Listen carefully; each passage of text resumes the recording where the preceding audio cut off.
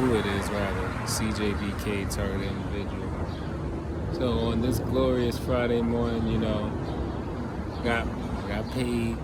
You know, I'm thankful to be a TI that actually has a job. Well, not just one job, but actually two. You know, they're not the most high paying, you know, high profile jobs, but at the same time, for someone in my predicament, it's just great to just have a job in general. Yeah, I got my head twisted too. So I'm just actually really happy I was able to do that thanks to my big sis. Just gotta get myself in shape. But anyway, that's not why I called. Or why I'm doing this video rather. So they turned it up, right? They're turning up the electronic harassment and the direct energy attacks on me. The EMF emissions just like exploded on me over the last 4 or 5 days. Especially since this morning I posted this website basically explaining what Wei Qi is and how Qigong exercises can basically help release those negative electromagnetic energies that we take in so much. Not just us TIs, but also like just people in general who don't realize that everything that's electricity is basically causing all of us harm. Everything from the appliances plugged in our walls, the not just our cell phones and the Bluetooth, but it's also the power lines. It's the electricity that's all around us. I mean, it's even. Hell, if you're a TI, you've already become electromagnetic field, or you've developed a sensitivity to EMF. And so even when I'm in the train, I could feel like all of the energy concentrated. And right now, the more and more I talk about it, the more I start to realize the city of New York is swarming. It's like being inside of a beehive and you're a wasp. It's like, well, not even I don't even want to say that you're a wasp, because a wasp is basically being aggressive against bees. They tend to try to attack or eat bees. So I would say it's like being, what can I say? It's like being in an elevator, right? And then all of a sudden the elevator stops from where you're trying to go, and then it starts to fill with smoke. And then it's only going south, and it's getting hotter and hotter. You feel like you're dropping to the depths of hell, literally. So it's like, when I think about it, at the end of the day, I always got to keep reiterating this, because it just seems like no one is trying to understand what I'm telling them. And this is going to go out to all the people who don't know me at all. Like, if you don't know me at all, you need to acknowledge this. You don't know me, but you're willing to listen to what somebody else tell you about a person you don't know, right? Now, all the people that have known me for years, people who have known me all my life, they could tell you who I am, because my actions always lined up with my words. I've never been a violent person. I've never been a sexually offensive or abrasive person. I've never been someone who, I've never been anyone who actually does anything to anyone purposely. I've never had evil intentions a day in my life, honestly. Like, there may have been times when I was younger, running with the crowd, and someone's like, let's do this or that, but that was like teenage and adolescent years.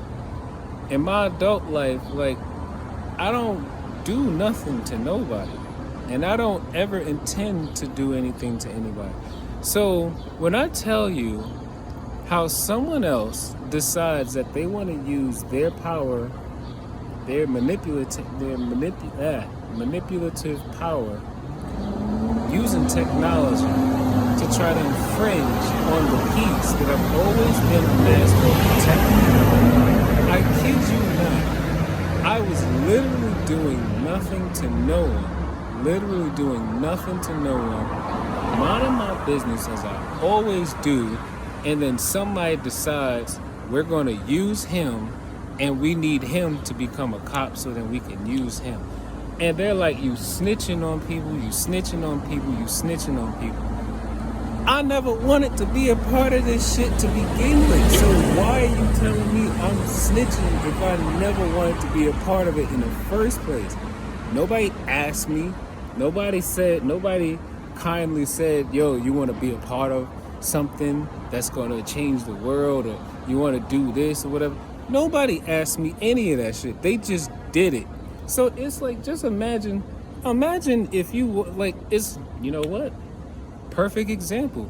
Look at like a lot of South American countries, look including Mexico, where some of them, they basically scrapping for their life. Most of them are just really, really great people, but they're also surrounded by a lot of violence and gangs and stuff. You know, you a kid, you just trying to do what's right, and then here comes a gang, run up on you and is like, yo, you either going to join us or we going to terrorize you. This is literally that.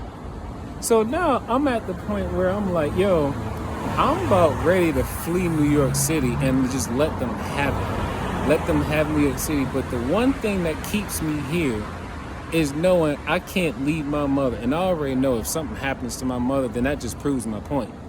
You know, and on top of that, but just knowing that they can use technology, radio frequencies, electromagnetic fields, extremely low frequencies, extremely high frequencies, the use of tampered evidence to basically get someone arrested. I already know all of the tactics that they can do, and then hell, they might try to spread some type of lie to say that I was talking shit about gangs, or I was talking shit about people. They'll probably try to create whatever. I kid you not, if anything happens to me, whether I get arrested or attacked or whatever, I kid you not, it's all going to point to everything that I've been saying for the last 11 months. Yeah, it's about to almost be a year, because this all started probably back in, well, honestly, I think it probably started all the way back in like March of 2020. Because I think I was a part of a street theater in my building, but just didn't even know it. Girl gonna run out into the hallway to someone call the police. And then my friend, then I stick my head out to check it out to see if anybody was getting hurt. And then my friend goes, Chris, let me get your phone so I can call the police. And I'm just thinking to myself, I don't think we need to call the police, but I don't know. I was just like, if you think we need to call the police, I gave her my phone so she could call the police. Next thing you know, I'm being basically like harassed by a bunch of people I don't know. And then they're gonna go and tell people who I know that I'm like doing some ill shit, you know, when nobody's looking. And I'm just like, yo, I'm so glad I looked to God, and that first initial dream I had. I don't know if I ever told y'all the story of this dream, but long story short, I was asleep in my living room, right? I was sleeping in my living room, sleeping on my couch. And then all of a sudden, you know, it was like raining, thunderstorm, dark, and I opened my eyes and there was this figure. It was a figure of, like, I kid you not, it actually looked like the guy that was a part of the whole commotion in my home. It was a figure of a black man in some jeans, white tank top, and he was slim built and like basically like my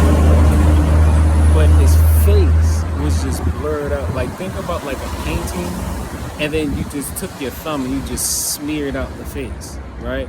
And then the hair was like wild and like almost like it was blew out or something like that. And then on top of that, there was like this black radiating aura around him, and it was just like a heavy, like black wave vibration from his body. And I tried to move, right? This is in my dream. I tried to physically move my body because, instinctually I'm thinking somebody's in my apartment. So I tried to move, but I couldn't move. So I was like, why can't I move? So I tried to say something, but I couldn't speak either. So I was just like, yo, what the hell is going on? And I'm getting chills when I tell you this story. Anytime I say I'm getting chills, that's how I know God is giving me the right words to speak. And I'm just like, yo, I can't move and I can't speak. And it's just standing there with this negative, dark energy, flowing from it. So then it starts to reach his hand out like it's about to touch me or it's like pointing at me. So then next thing you know, I was like, look, I gotta wake up from this. And I'm like, what can I think? First word that came to mind, well, not first word that came to mind, but the one word that allowed me to actually speak and wake up from my dream, I said the word Jesus. And I woke up like with the snap of my finger. I sat up in my living room and I said, Lord, this was October of 2020. I sat up, sitting on my couch in the living room, and I was just like, something is coming for me. I just don't know what, but I know it's bad. When I tell you, I'm thinking so much about how so many great, strong people, brilliant minds, beautiful, spirits have been taken from this world. And a lot of times they've had just the same feelings and emotions and dreams that I've had, and I think about how, Malcolm X was killed by his own people. Martin Luther King was probably set up by his own people. Like all these different people. Who knows? Huey P. Newton was probably set up by somebody of his own people. And I'm just thinking about it, and I'm like, yo, as I'm the chill, I'm gonna call it the Spirit of God flowing through me. I cannot. At first I was just scared. Then I became disgusted, and then now I just feel completely sad. I don't feel sad. I feel great. I feel great because I feel like now I realize God has chosen me to go through this because, basically because I actually have a resonating power about me that I didn't know that I had. And, I don't know. I think my mom used to try to tell me about it, and maybe people in the past, and it's interesting how, when I was younger, people used to say, Chris, you kind of wise. You're like a young old man. You got too much wisdom to be so young. And I was just like, the more I think about it, I'm like, yo, I think I might end up dying at a young age. Because I was like, yo, I think I might actually end up dying at a young age.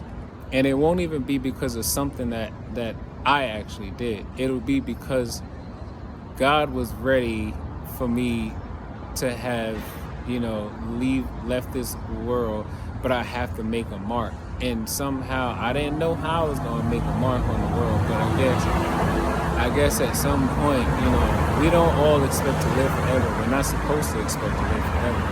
We're not even supposed to think about death, honestly. We're not even supposed to think about it. We're supposed to just live our lives the best we can. God knows we're not perfect. Yeah, I drink. Yeah, I smoke from time to time. Have I had, not premarital sex? Yes, I have. I'm not going to lie. I'm an open book. Anybody who knows me knows that, I'll basically tell them anything about myself. All they got to do is ask. If you don't ask, then I'm not going to offer it up, So like what I'm just trying to tell y'all, like, look, y'all need to be prepared and spiritually ready for what's coming. Because even though it's hidden right now, even though it's hidden and is working within the shadows of the world right now, it's about to come to light. And when it comes to light, it's going to freak so many people out. It's going to freak so many people out. And then when y'all realize just how dark and wicked it truly is, it's going to terrify you. But the only people that's not going to be terrified are the ones who's been going through it and being wrongfully persecuted by it. So, yeah, I just wanted to get that off my chest, you know, because in terms of EMF, you know, the mission to it. So, talk to y'all later.